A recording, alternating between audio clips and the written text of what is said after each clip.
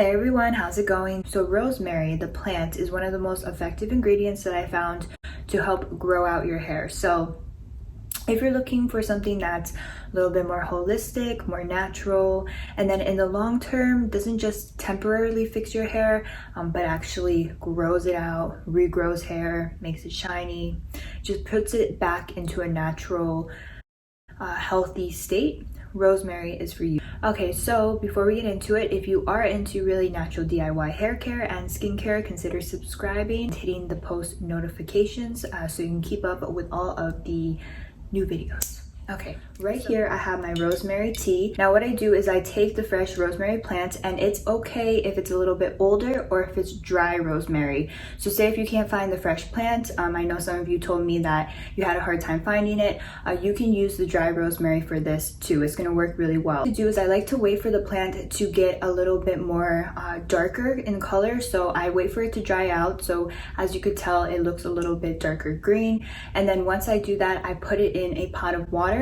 I bring it to a boil, and then I shut it off, cover the pot, and let it sit until it completely cools. Now the water is going to slowly turn dark. So what I need to warn you guys about too is if you do have lighter hair or if you have blonde hair, this will slightly darken your hair, and especially if you use it consistently.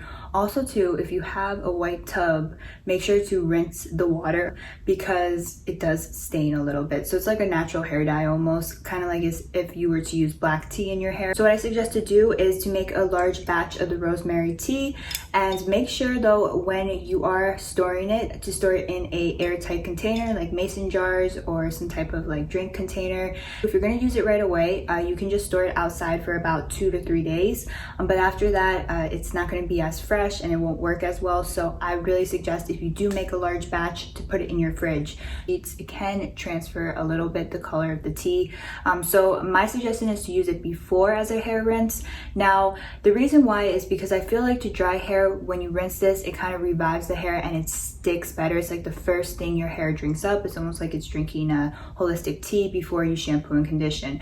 So what I like to do is I like to brush out my hair before I'm going to get into the shower and wash it, and then over the tub I will just pour this all throughout my hair. I just go really slowly. I work on the ends first, and then I pour it all throughout my scalp. So your hair will be soaked in this tea, and what I suggest to do is just wring it out. Just take out the excess, tie it up in a bun, and then just leave it in for about 15-20 minutes, and then get into the shower. And it's really important, if you don't want any transfer of the color of the tea, to wash your hair. So I shampoo it like normal, and then I apply a conditioner like normal. Afterwards, I just let my hair completely air dry, and every single time that I have done this rinse, it has dried so much thicker. It feels so much stronger, and I have been trying to take a break from using heat. Do have to keep in mind with hair rinses too is they're not going to really moisturize your hair. So I would just think of a tea rinse or a hair rinse as something that's going to revive your hair and make it thicker, and almost like your hair has had a drink, like has had a drink of hydration. With that in mind, it's not a hair mask, so it's not going to completely make your ends feel so soft and silky. What it really does is just makes your hair a lot thicker and stronger.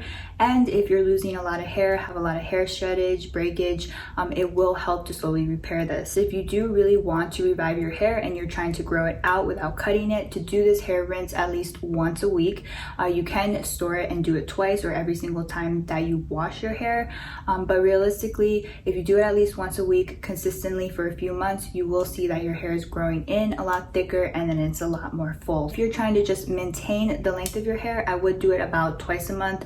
So right now I do it about, actually I would say I'm probably doing it about once a week now, just because in the summertime too, hair masks and hair oils to treat it can feel very heavy. And what the rosemary plant does in general is it just overall helps improve circulation. The blood can circulate better on your scalp, stimulating the growth of your hair. Makes your natural hair look a lot more healthier and stronger.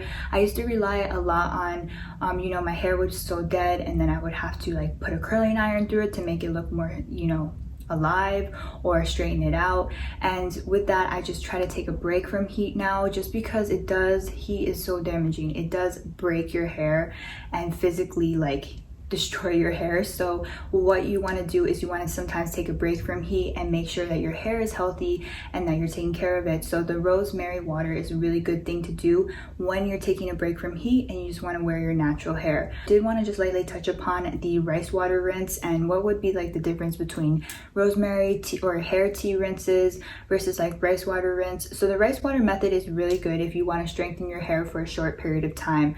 So the thing is though, with the rice water method, you only want to use that for like a month at tops, because it will be an overload of protein and your hair is just not going to take it anymore. And I do find with the rice method, it does work effectively. I did find that my hair got a little bit thicker afterwards. I do think that the rosemary hair rinse does work a lot better at strengthening and growing out your hair, and I feel like it's not as like consistent. Like you don't have to use it every single time. Like with the rice water rinse, in order for it to work, you really have to use it every single time you wash your hair. This method you can do like twice a month and you will see a difference. The rice method is really good, but I just would say that my number one first pick is the rosemary hair rinse. Try it out if you haven't and you do like the rice method. The results are very similar and you don't have to do it as often. Okay, so that was how you use rosemary hair rinse. If you do have any questions, please leave it in the comments down below. And again, I will link all of my other rosemary hair videos. I do hope that you found this hair care video helpful. If you do like these type of videos, give it a thumbs up and make sure to let me know in the comments. Don't forget to subscribe and I will see you in my next video. Bye.